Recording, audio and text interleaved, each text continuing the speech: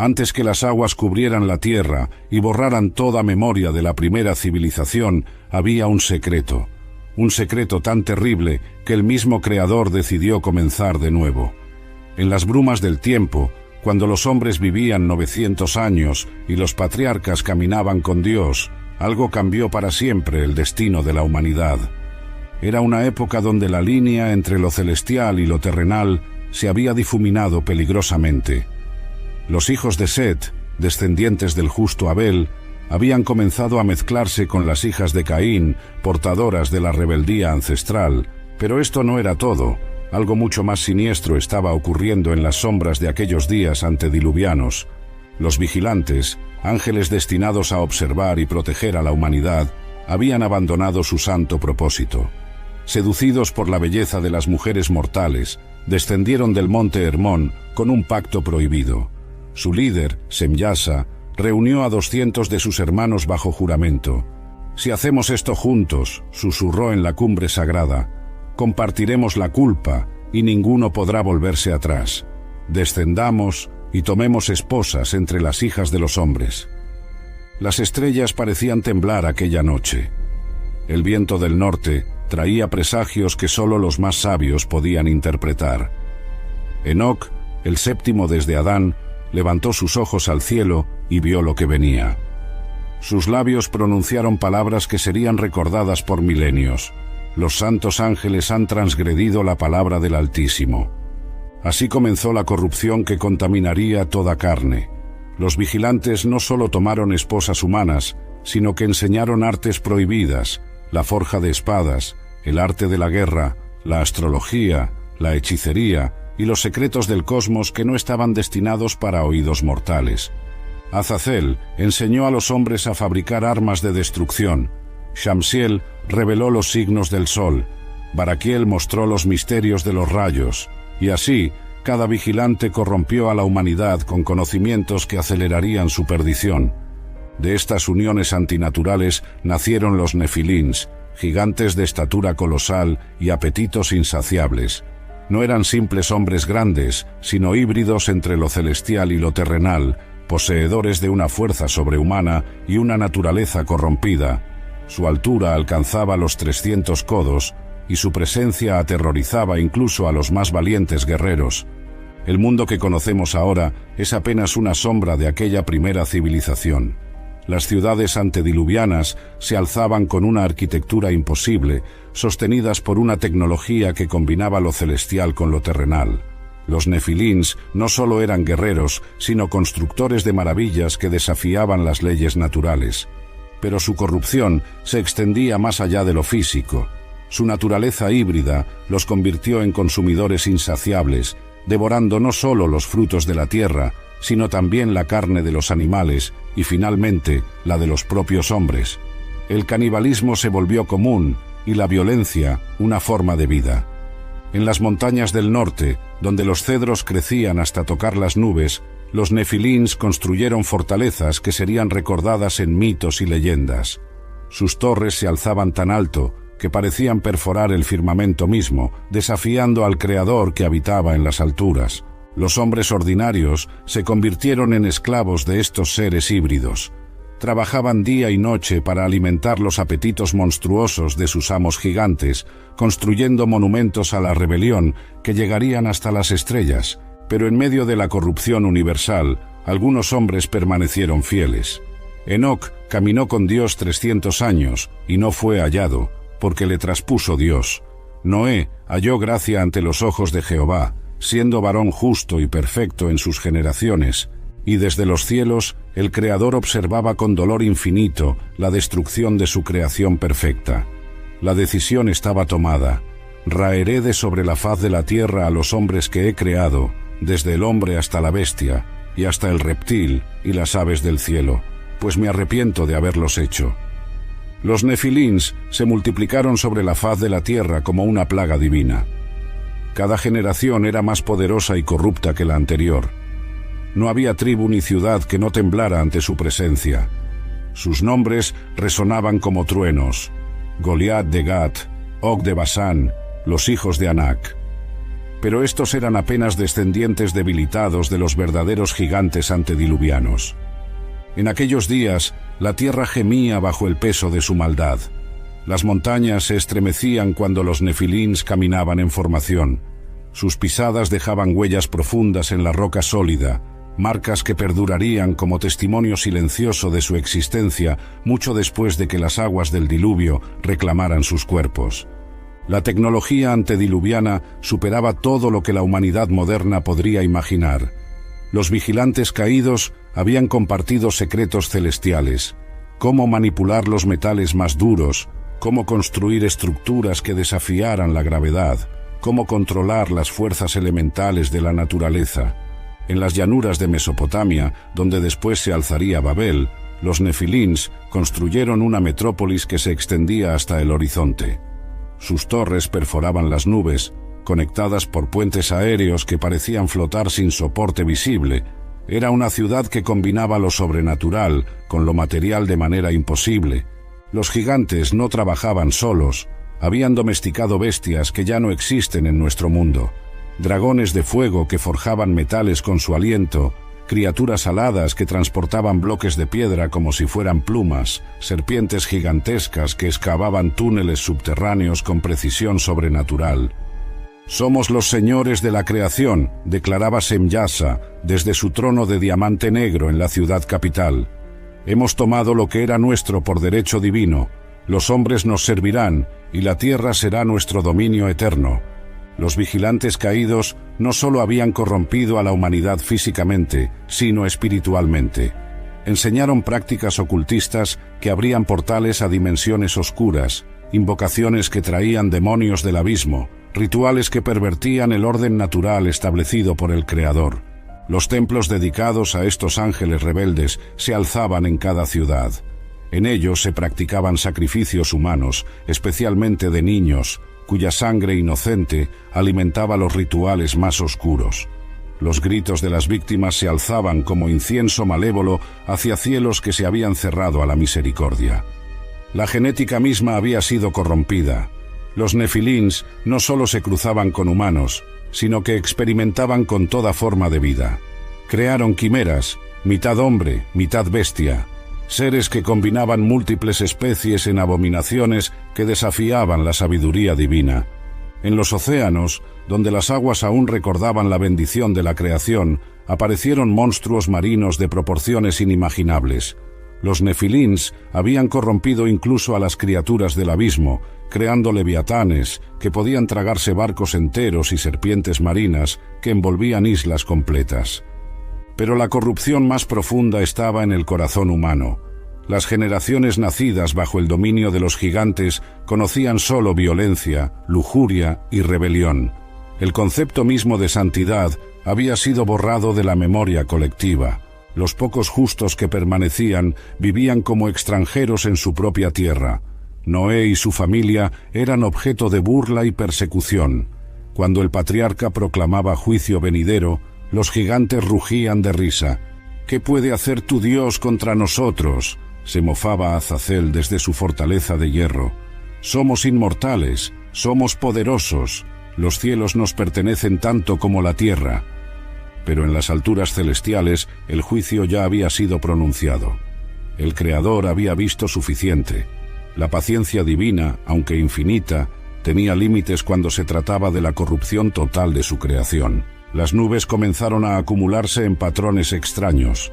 Los vientos cambiaron de dirección sin motivo aparente. Los animales, aún conectados con los ritmos naturales, comenzaron a comportarse de manera errática, como si sintieran que algo terrible se aproximaba, y en una montaña alejada de la corrupción urbana, Noé recibió instrucciones precisas del Altísimo. «Hazte un arca de madera de gofer, harás aposentos en el arca, y la calafatearás con brea por dentro y por fuera.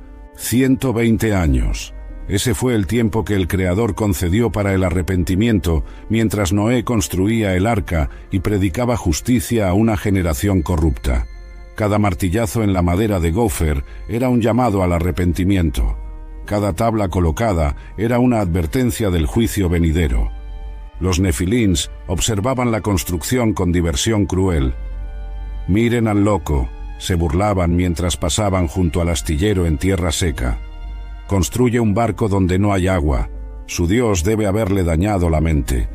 Pero algunos vigilantes, los más antiguos, comenzaron a sentir una inquietud extraña. Recordaban vagas profecías sobre un juicio que vendría por agua, susurros de que el Altísimo no toleraría para siempre la rebelión de sus criaturas. «Esto no es posible», murmuró Semyasa en consejo secreto con sus hermanos caídos. «Somos inmortales. Nuestra descendencia ha heredado nuestra naturaleza celestial. El agua no puede destruir lo que es eterno». Azazel, el que había enseñado el arte de la guerra, se alzó con arrogancia desafiante. «Aunque el Creador enviara todos los océanos del mundo, nuestras fortalezas están construidas en las montañas más altas. Nuestros hijos pueden volar. ¿Qué puede hacer el agua contra nosotros?» Pero Baraquiel, que conocía los secretos atmosféricos, había notado cambios perturbadores en los cielos. Las estrellas parecían moverse en patrones diferentes. Las corrientes de aire superior llevaban un olor extraño, como si viniera de lugares que no existían en la tierra. El 7º día del 2º mes del año 600 de la vida de Noé, todas las fuentes del grande abismo fueron rotas, y las cataratas de los cielos fueron abiertas. No fue una lluvia ordinaria. Las aguas venían de dimensiones que los nefilins ni siquiera conocían. Los primeros en darse cuenta del peligro fueron los gigantes que vivían en los valles. El agua no subía gradualmente, sino que brotaba de la tierra misma como géiseres monumentales. Las montañas se agrietaban y de sus fisuras emergían torrentes que parecían no tener fin. «Esto es imposible», rugió Og, el más grande de los gigantes sobrevivientes, mientras el agua alcanzaba ya sus rodillas. «Somos los señores de esta tierra, no podemos morir como bestias». Pero las leyes que los vigilantes conocían habían sido suspendidas. El Creador estaba reescribiendo las reglas mismas de la realidad física. El agua venía no solo de arriba y de abajo, sino de dimensiones paralelas, convergiendo en un solo punto, la tierra corrupta.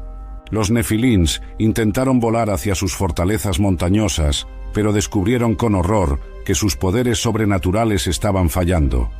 Las alas que habían heredado de sus padres angélicos se volvían pesadas como plomo, sus fuerzas sobrehumanas se desvanecían como humo. «Padre Semyasa», gritó uno de los gigantes más jóvenes, «no puedo volar, mis poderes se han ido». Semyasa comprendió entonces la terrible verdad. El Altísimo no solo estaba destruyendo la tierra física, sino cortando toda conexión entre los vigilantes caídos y su descendencia híbrida. Los nefilins, privados de su naturaleza sobrenatural, se habían vuelto tan mortales como los humanos que habían esclavizado. Las aguas siguieron subiendo. 5 metros, 10 metros, 50 metros. Las ciudades más grandes desaparecían bajo las olas como si nunca hubieran existido. Los templos dedicados a los vigilantes se desplomaban mientras las corrientes submarinas arrastraban sus cimientos. Algunos nefilins intentaron aferrarse a las cimas más altas, pero el agua seguía subiendo inexorablemente. 15 codos por encima de los montes más elevados, como había profetizado el Altísimo. No quedó refugio en toda la tierra. Los últimos gritos de los gigantes se perdieron en el rugido de las aguas. Seres que habían aterrorizado naciones enteras morían ahogados como cualquier criatura terrestre, sus cuerpos gigantescos flotando como islas macabras en el océano universal. Pero sus espíritus, privados de cuerpos físicos donde habitar, se convirtieron en algo diferente, demonios incorpóreos que vagan por la tierra, buscando constantemente cuerpos que poseer, esperando el día cuando puedan nuevamente manifestarse físicamente. En el arca, Noé y su familia escuchaban los sonidos del mundo muriendo. No había gozo en la salvación cuando significaba el fin de toda la humanidad que habían conocido. Solo quedaba la esperanza de que el Creador cumpliría su promesa de un nuevo comienzo. Por 40 días y 40 noches llovió, pero las aguas prevalecieron sobre la tierra 150 días, asegurando que no quedara rastro de la civilización corrupta que había provocado el juicio divino. Cuando finalmente las aguas comenzaron a decrecer, revelaron una tierra lavada, purificada, lista para comenzar de nuevo. Los nefilins habían sido borrados de la existencia física, pero su legado genético, preservado misteriosamente en algunos linajes, resucitaría en generaciones futuras. El arca reposó sobre los montes de Ararat cuando las aguas se retiraron. Noé envió un cuervo que fue volando de una parte a otra hasta que las aguas se secaron de sobre la tierra. Después envió una paloma, que regresó con una hoja de olivo en el pico, señal de que la tierra volvía a la vida. Cuando finalmente salieron del arca, el mundo había cambiado para siempre. Ya no existían las ciudades monumentales de los nefilins, ni sus templos blasfemos, ni sus torres que desafiaban los cielos. La tierra era un lienzo en blanco, esperando ser repintado por manos obedientes. Noé edificó un altar a Jehová, y tomó de todo animal limpio y de toda ave limpia, y ofreció holocausto en el altar. Y percibió Jehová olor grato, y dijo en su corazón: No volveré más a maldecir la tierra por causa del hombre. El arco iris apareció en las nubes como señal del pacto eterno. Nunca más volvería el Creador a destruir la tierra por agua. Pero esto no significaba que la amenaza de los nefilins hubiera terminado para siempre. Los hijos de Noé se multiplicaron y llenaron la tierra nuevamente. Sem, Cam y Jafet se convirtieron en los padres de todas las naciones postdiluvianas. Pero en los genes de Cam algo había sobrevivido al juicio universal, una semilla de corrupción que resucitaría la amenaza gigante. Cam engendró a Cus, y Cus engendró a Nimrod, quien llegó a ser el primer poderoso en la tierra. Era cazador valiente delante de Jehová, pero su valentía se tornó en rebelión cuando comenzó a dominar sobre los hombres como habían hecho los nefilins antediluvianos. «Venid», declaró Nimrod ante las tribus reunidas en Sinar, «edifiquemos una ciudad y una torre, cuya cúspide llegue al cielo. Hagámonos un nombre, para que no seamos esparcidos sobre la faz de toda la tierra». Las palabras eran extrañamente similares a las que habían pronunciado los gigantes antes del diluvio. Era como si la misma arrogancia ancestral hubiera resucitado en el corazón humano, impulsando a la nueva humanidad hacia los mismos errores que habían destruido a la anterior. Los constructores de Babel trabajaban con una tecnología que no debería haber existido en aquella época primitiva. Sus ladrillos eran más duros que la piedra natural y su betún resistía cualquier intemperie. Había algo antinatural en su construcción, como si fuerzas sobrenaturales guiaran sus manos. En las noches, los trabajadores reportaban visiones extrañas, figuras sombrias que les susurraban técnicas de construcción, voces que les enseñaban secretos arquitectónicos, presencias que prometían hacer de su torre un puente hacia los cielos mismos. No se daban cuenta de que estaban siendo guiados por los espíritus incorpóreos de los nefilins muertos, demonios que buscaban reconstruir a través de la humanidad sobreviviente lo que habían perdido en el diluvio. Pronto, susurraba el espíritu de Azazel en los oídos de Nimrod, pronto podremos manifestarnos nuevamente. Esta torre será nuestro punto de anclaje entre los mundos. Pero el Altísimo descendió para ver la ciudad y la torre que edificaban los hijos de los hombres, y vio que el mismo patrón de rebelión estaba repitiéndose. Si no intervenía ahora, la nueva humanidad seguiría el mismo camino de corrupción que sus predecesores. «He aquí el pueblo es uno, y todos estos tienen un solo lenguaje», dijo el Señor, «y han comenzado la obra, y nada les hará desistir ahora de lo que han pensado hacer». La solución fue brillante en su simplicidad. Ahora pues, descendamos y confundamos allí su lengua para que ninguno entienda el habla de su compañero. En un instante, la unidad humana se fragmentó. Los constructores que habían trabajado juntos durante años ya no podían comunicarse. El proyecto de Babel se detuvo abruptamente, y las tribus se esparcieron por toda la tierra, llevando consigo fragmentos corruptos de conocimiento antediluviano. Pero algunos de estos grupos llevaban más que conocimiento, llevaban genes corruptos que, en las condiciones adecuadas, podrían resucitar físicamente la raza de los gigantes. En Canaán, la tierra que después sería prometida a Abraham, estos genes encontraron terreno fértil. Las tribus cananeas, alejadas de la influencia civilizadora de los patriarcas, comenzaron a practicar rituales que abrían puertas a influencias sobrenaturales, y lentamente generación tras generación, la estatura humana en ciertas familias comenzó a crecer. Los hijos eran más altos que los padres, los nietos más altos que los hijos, hasta que finalmente nacieron los primeros gigantes postdiluvianos. No eran tan grandes como sus ancestros antediluvianos, pero eran suficientemente poderosos para aterrorizar a las tribus ordinarias. Los anaceos se establecieron en Hebrón, los semitas en Moab, los zonzomeos en Amón y los refaitas en Basán. El escenario estaba preparado para un nuevo conflicto entre la humanidad ordinaria y los descendientes de los nefilins, y esta vez la batalla decisiva se libraría en la tierra que el Altísimo había prometido dar a la descendencia de Abraham. 430 años después de que Abraham recibiera la promesa, sus descendientes se hallaban al borde de la tierra prometida. Habían sido librados de Egipto con mano poderosa y brazo extendido, habían cruzado el Mar Rojo en seco, habían recibido la ley en el Sinaí.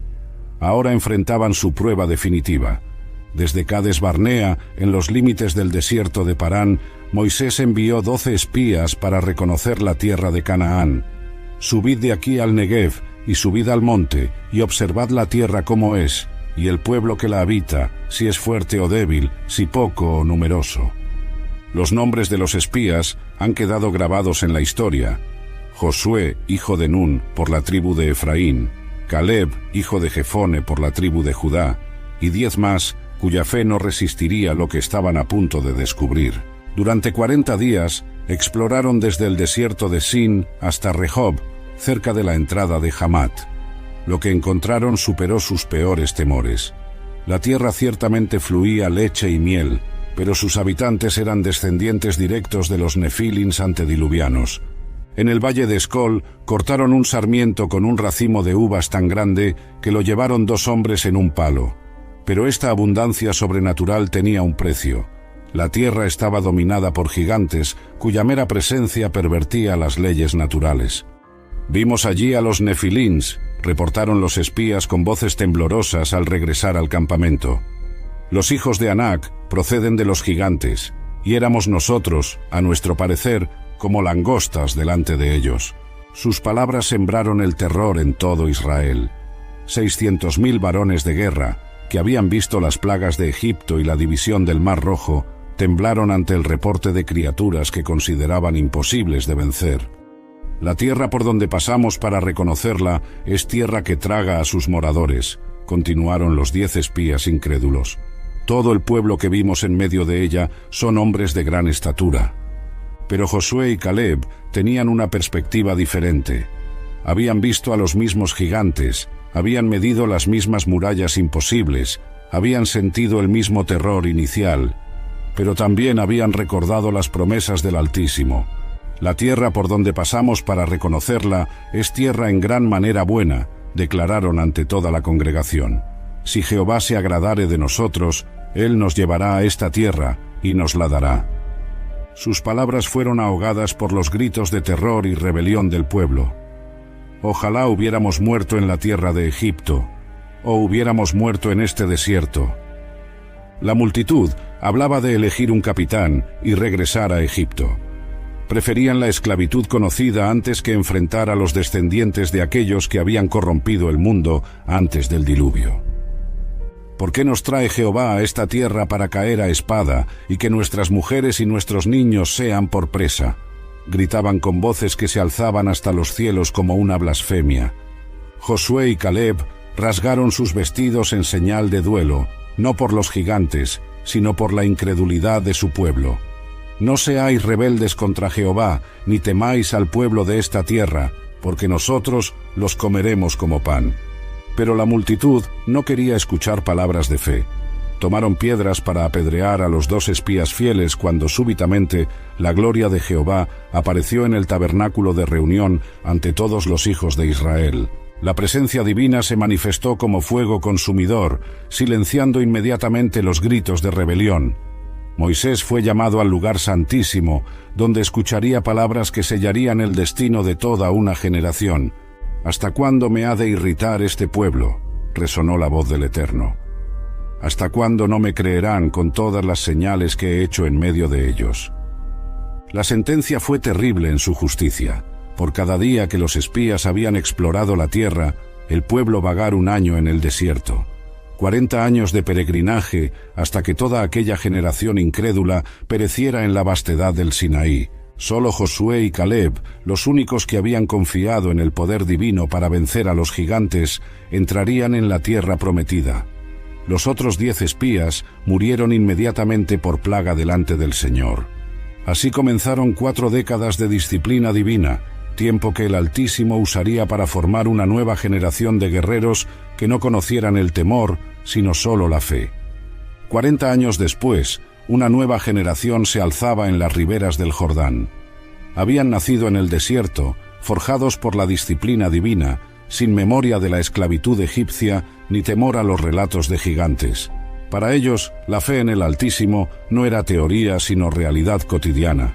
Josué, ahora líder de Israel tras la muerte de Moisés, había recibido la comisión directamente del trono celestial. Como estuve con Moisés, estaré contigo. No te dejaré, ni te desampararé. Esfuérzate y sé valiente. Las aguas del Jordán se abrieron ante el arca del pacto como una cortina invisible. Israel cruzó en seco hacia la tierra que había sido prometida 500 años antes a Abraham. Cada paso sobre el lecho del río era un acto de fe que desafiaba las leyes físicas. Jericó se alzaba ante ellos como la llave de toda Canaán. Sus murallas, construidas con tecnología heredada de los días antediluvianos, desafiaban toda estrategia militar conocida. Los bloques de piedra eran tan masivos que parecían haber sido colocados por manos gigantescas. Los habitantes de la ciudad habían cerrado herméticamente sus puertas. Confiaban en que ningún ejército humano podría conquistar defensas que habían resistido siglos de asedios. Pero no comprendían que enfrentaban al ejército del Dios viviente. «Mira, yo he entregado en tu mano a Jericó y a su rey, con sus varones de guerra», le dijo el capitán del ejército de Jehová a Josué, apareciendo con espada desenvainada. «Quita el calzado de tus pies, porque el lugar donde estás es santo». La estrategia divina desafió toda lógica militar conocida. Durante 6 días, el ejército de Israel rodearía la ciudad una vez cada día, marchando en silencio solemne. Solo se escucharía el sonido rítmico de los pasos y el eco grave de los cuernos de carnero. Los defensores de Jericó observaban desde las murallas con creciente inquietud. «¿Qué pretenden estos hebreos?», susurraban los soldados. «¿Acaso creen que caminar puede derribar murallas construidas por gigantes?» Rahab, la ramera que había escondido a los espías israelitas, observaba desde su casa en el muro con fe mezclada con terror. Había atado el cordón escarlata a su ventana, señal del pacto que la salvaría junto con toda su familia. «El temor de vosotros ha caído sobre nosotros», había confesado a los espías, «porque hemos oído que Jehová hizo secar las aguas del Mar Rojo delante de vosotros cuando salisteis de Egipto». El 7º día llegó con una aurora diferente. El aire mismo parecía cargado de poder sobrenatural, como si las dimensiones espirituales y físicas estuvieran a punto de colisionar. Israel rodeó la ciudad 7 veces y al completar el 7º circuito, Josué alzó su voz como trueno. «Gritad, porque Jehová os ha entregado la ciudad». El grito que se alzó de 600.000 gargantas no era meramente humano. Era el rugido de la fe liberada, el sonido de un pueblo que había aprendido a confiar completamente en el poder del Altísimo. Resonó como terremoto espiritual a través de dimensiones que los ojos no pueden ver. Las murallas de Jericó, que habían resistido ejércitos enteros, se desplomaron instantáneamente. No se agrietaron gradualmente ni cedieron bajo presión, simplemente dejaron de existir como obstáculo, como si las leyes mismas de la física hubieran sido reescritas. En medio del estruendo sobrenatural y las nubes de polvo, los guerreros de Israel entraron en la ciudad. Todo fue destruido por anatema, excepto Rahab y su familia, marcados por el cordón escarlata de la redención. Así cayó la primera fortaleza de los gigantes postdiluvianos. Jericó, llave de Canaán, yacía en ruinas humeantes. Los cananeos que observaban desde ciudades lejanas comprendieron que había comenzado una guerra diferente a todas las anteriores. Esta no era una conquista ordinaria entre pueblos humanos. era la continuación del conflicto cósmico que había comenzado cuando los vigilantes se rebelaron en el monte Hermón, había culminado en el diluvio y ahora llegaba a su resolución final en la tierra prometida. Después de la conquista de Canaán central, Israel se dirigió hacia el norte, donde los últimos bastiones de los nefilins resistían con la desesperación de una raza condenada. Og, rey de Basán, era el último superviviente de los refaítas, una estirpe de gigantes cuya genealogía se remontaba directamente a los días antediluvianos. Su reino se extendía desde las nieves eternas del monte Hermón hasta las llanuras fértiles del río Jaboc. 60 ciudades fortificadas formaban su imperio, cada una con muros altos como montañas, puertas de bronce y barras de hierro forjado en las profundidades de la tierra. La capital, Astarot, era una maravilla arquitectónica que desafiaba la comprensión humana. Sus torres se alzaban hasta perderse en las nubes, conectadas por puentes aéreos que parecían sostenidos solo por la voluntad de sus constructores gigantes. La cama de Og era legendaria en todo el oriente, 9 codos de largo por 4 de ancho, completamente forjada en hierro. Los espías que la habían visto décadas atrás regresaron con relatos que helaron la sangre. Su estatura es como la de los cedros del Líbano. Cuando las noticias de la caída de Jericó y la conquista de Canaán central llegaron a Basán, Og rugió con una voz que se escuchó en todo su reino. Estos hebreos del desierto osan desafiar a los hijos de los dioses. Yo soy el último de los refaítas, mi linaje se remonta a los días anteriores al diluvio. Sus capitanes, gigantes todos ellos con estatura que superaba los 3 metros, se reunieron en el salón del trono para el consejo de guerra. «Señor», dijeron con voces que resonaban como truenos distantes, «nuestros hermanos de Canaán central han caído, pero ellos eran débiles comparados con nosotros». Og se alzó en toda su estatura colosal, su cabeza rozando las vigas de cedro del techo. Su altura alcanzaba los 6 metros y su complexión era proporcionalmente masiva. Cuando hablaba, su voz hacía vibrar las piedras de los cimientos. «Marchemos contra ellos», declaró con autoridad, que había dominado pueblos enteros. «Que vean lo que significa enfrentar a los auténticos descendientes de los vigilantes. La sangre celestial corre por nuestras venas». Pero desde los cielos había venido una palabra diferente. Jehová había hablado a Moisés antes de su muerte. «No le tengas miedo, porque en tu mano he entregado a él y a todo su pueblo y su tierra». El ejército de Og era verdaderamente impresionante. 30.000 guerreros gigantes marchando en formación perfecta. Cada uno de ellos medía al menos 3 metros de altura y poseía la fuerza de 10 hombres ordinarios. Sus armaduras brillaban como escamas de dragón, forjadas con metales extraídos de vetas que solo los gigantes conocían. Sus armas eran proporcionalmente masivas. Las lanzas parecían mástiles de navío, los escudos cubrían cuerpos enteros como puertas de ciudad, y sus espadas podían cortar a un hombre por la mitad con un solo movimiento. Cuando el ejército de Basán apareció en el horizonte, la tierra tembló bajo el peso de sus pasos sincronizados. Los caballos de Israel relincharon de terror instintivo, reconociendo en estos seres algo que trascendía el orden natural. Og montaba un carro especialmente construido, tirado por 6 toros salvajes domesticados. Su presencia en el campo de batalla era como una montaña que hubiera decidido caminar. Su sola visión debería haber aterrorizado a cualquier ejército humano. «Venid, gusanos del desierto», bramó con voz que resonó como avalancha. «Enfrentad al terror de las naciones. Soy el último de los refaítas, heredero del poder antediluviano». Pero Josué avanzó sin temor, llevando en alto el estandarte de Jehová de los ejércitos. En su corazón resonaban las palabras del Salmo: «El que mora en los cielos se reirá, el Señor se burlará de ellos».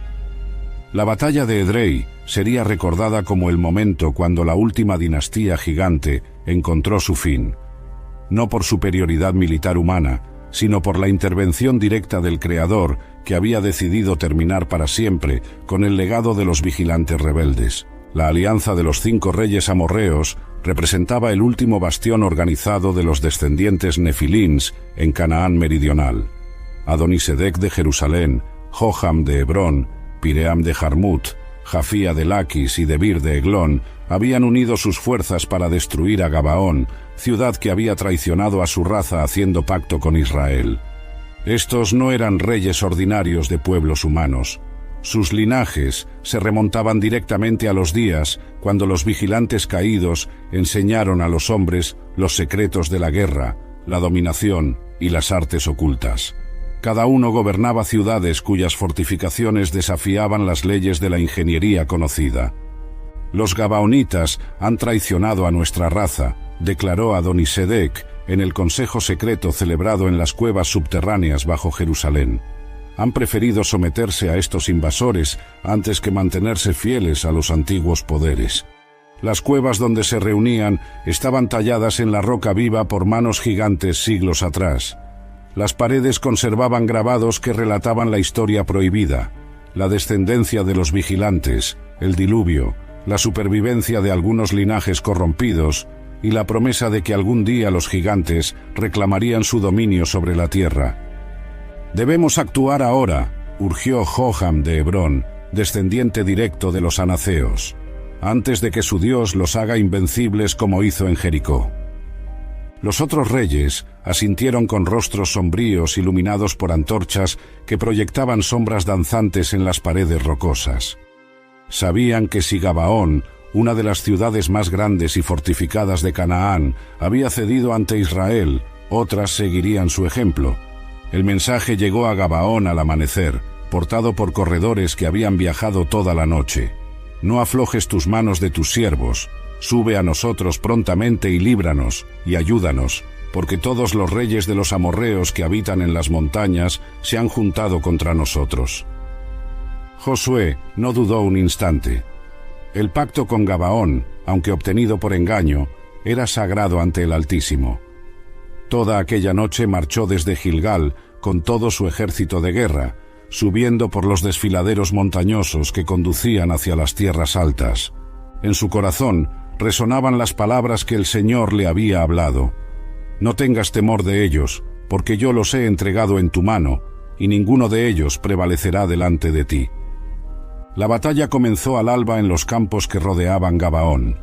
Los 5 ejércitos confederados, cada uno contando con miles de guerreros de estatura gigantesca, se alzaron contra Israel como una muralla viviente de hierro, bronce y carne sobrehumana. Pero desde los cielos comenzó a caer una lluvia diferente a cualquier cosa vista anteriormente. Piedras de granizo del tamaño de puños humanos descendían como proyectiles divinos, golpeando únicamente a los enemigos de Israel, mientras respetaban milagrosamente a los hebreos. «Los cielos pelean contra nosotros», gritaron los soldados gigantes, cubriéndose inútilmente con escudos que se fragmentaban bajo el bombardeo celestial. «Sus dioses son más poderosos que los nuestros».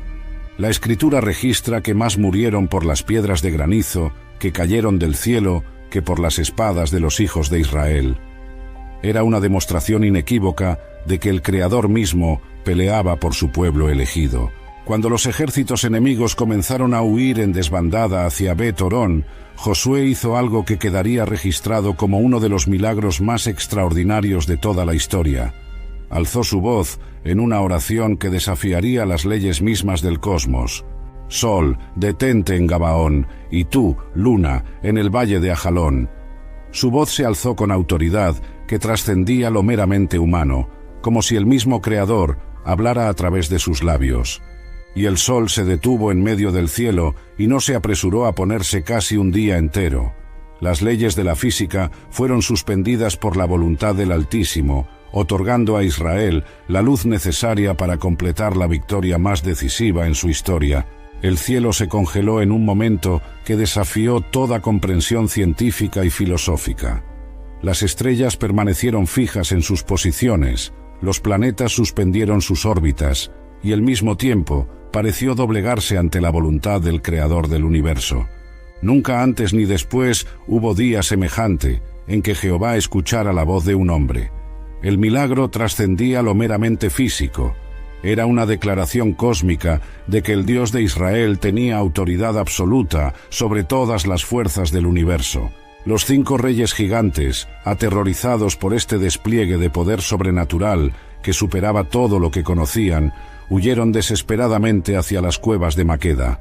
Pero no existe refugio en la tierra que pueda ocultar a alguien de la ira del Altísimo cuando ha decidido ejecutar juicio. «Abrid la boca de la cueva», ordenó Josué a sus capitanes cuando los soldados reportaron haber encontrado el escondite real, «y sacadme estos 5 reyes de la cueva».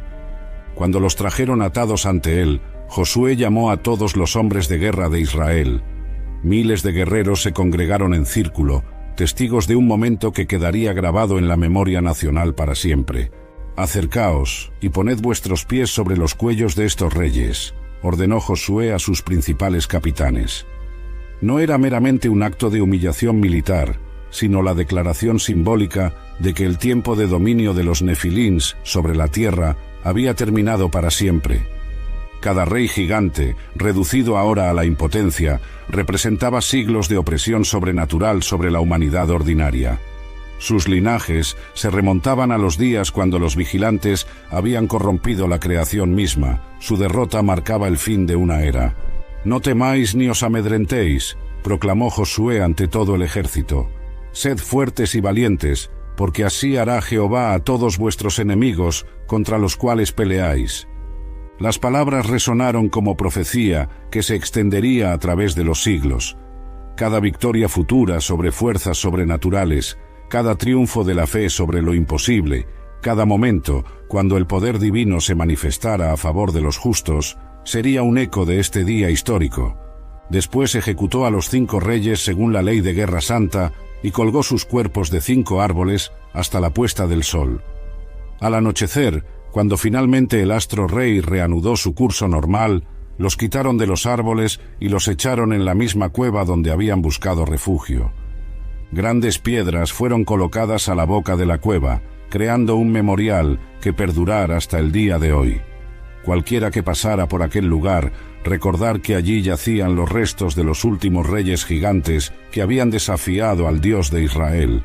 Aquella noche, cuando finalmente el sol se puso después de su jornada sobrenatural, todo Israel comprendió que habían sido testigos de algo sin precedentes en la historia humana.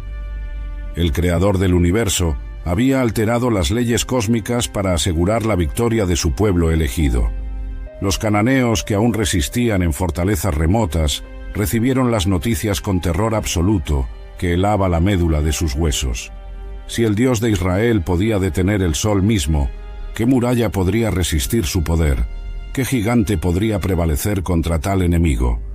«Los dioses nos han abandonado», susurraron en las ciudades que aún permanecían sin conquistar. «Los antiguos poderes ya no pueden protegernos». Josué aprovechó el momentum divino con la sabiduría de un general inspirado. En una campaña relámpago conquistó Libna, Laquis, Eglón, Hebrón y Debir. Cada ciudad fortificada caía como ficha de dominó ante el poder irresistible del Altísimo. En Hebrón, la ciudad ancestral de los anaceos, Israel enfrentó a los últimos descendientes puros de los gigantes antediluvianos. Sesai, Aimán y Talmai, los 3 hijos de Anac, se alzaron para defender su herencia milenaria con la ferocidad de bestias acorraladas. Pero Caleb, ahora de 85 años, pero con la fuerza renovada de un joven guerrero, reclamó la promesa que había esperado 45 años. «Dame este monte del cual habló Jehová aquel día». El último bastión de los gigantes estaba a punto de caer. La profecía dada a Abraham se estaba cumpliendo con precisión matemática. Su descendencia poseería la tierra desde el río de Egipto hasta el gran río Éufrates. Años después, cuando Josué era ya anciano y entrado en días, reunió a todo Israel en Siquem para pronunciar sus últimas palabras como líder de la nación. Las 12 tribus se extendían desde Dan en el norte hasta Beerseba en el sur, cada una establecida firmemente en la herencia que el Altísimo les había otorgado. «Yo os he entregado la tierra por la cual nada trabajasteis», declaró el anciano conquistador, «y las ciudades que no edificasteis, en las cuales moráis, y de las viñas y olivares que no plantasteis, coméis». La tierra finalmente descansaba de la guerra. Los nefilins habían sido expulsados de la mayor parte de Canaán, refugiándose únicamente en algunas ciudades filisteas, donde vivirían como sombras vestigiales de su antigua grandeza.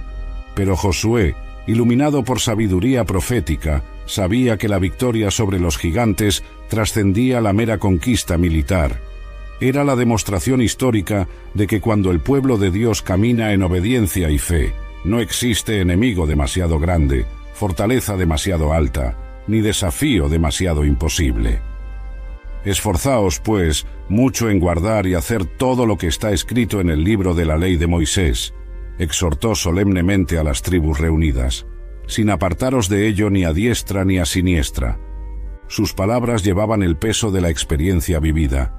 Había visto personalmente cómo la obediencia a los mandamientos divinos se traducía en victoria sobrenatural, mientras que la desobediencia inevitablemente conducía a la derrota y el exilio.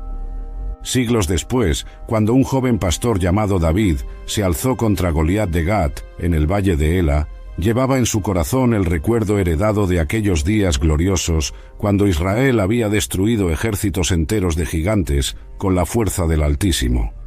«Tú vienes a mí con espada y lanza y jabalina», gritó el pastor adolescente al último gran campeón de los Nefilins, «mas yo vengo a ti en el nombre de Jehová de los ejércitos, el Dios de los escuadrones de Israel». Y cuando la pequeña piedra de la honda encontró su marca con precisión divina, no solo cayó un gigante individual, cayó el último símbolo viviente del poder de los Nefilins sobre la tierra prometida, cerrando definitivamente un capítulo que había comenzado antes del diluvio. Hoy, cuando arqueólogos descubren esqueletos de estatura imposible en las ruinas de ciudades antiguas, cuando encuentran estructuras megalíticas que desafían la ingeniería moderna, cuando traducen tablillas cuneiformes que hablan de dioses que descendieron del cielo, están tocando los ecos tangibles de aquellos días terribles y gloriosos. Los Nefilins no fueron simplemente una curiosidad bíblica relegada al reino de la mitología. Representaron la primera invasión extraterrestre documentada de la historia, híbridos entre lo celestial y lo terrenal que corrompieron la creación hasta que el Altísimo mismo tuvo que intervenir catastróficamente. Su historia completa funciona como advertencia perpetua y promesa eterna. Advertencia solemne de las consecuencias cuando la humanidad abraza conocimientos y prácticas prohibidas, y promesa inquebrantable de que no existe enemigo tan poderoso que pueda prevalecer contra la voluntad soberana del Creador. Las profecías escatológicas hablan de días venideros cuando los gigantes volverán en los tiempos finales, cuando los secretos antediluvianos serán redescubiertos y cuando la humanidad enfrentará nuevamente la tentación de cruzar líneas que no deben ser cruzadas. Pero quienes conocen esta historia recordarán que ya una vez fueron vencidos por un pueblo que caminó en fe simple y obediencia radical. Lo que Dios hizo una vez en favor de Israel, lo puede hacer nuevamente en favor de cualquier generación que confíe plenamente en su poder. Porque mayor es el que está en vosotros que el que está en el mundo. Esta verdad eterna resonó en los valles de Canaán hace 3000 años, resuena hoy en cada corazón creyente y seguirá resonando hasta que el reino de Dios sea establecido definitivamente sobre toda la tierra. La batalla contra los Nefilins no fue el final de la guerra, sino su preludio. El conflicto cósmico continúa en dimensiones espirituales, esperando su resolución definitiva cuando el Rey de Reyes regrese para establecer su reino eterno sobre las ruinas de todos los poderes rebeldes. Hasta entonces, la historia de los Nefilins permanece como testimonio imborrable de que la fe puede mover montañas, derribar murallas imposibles y vencer gigantes que parecen invencibles, porque para Dios nada es imposible.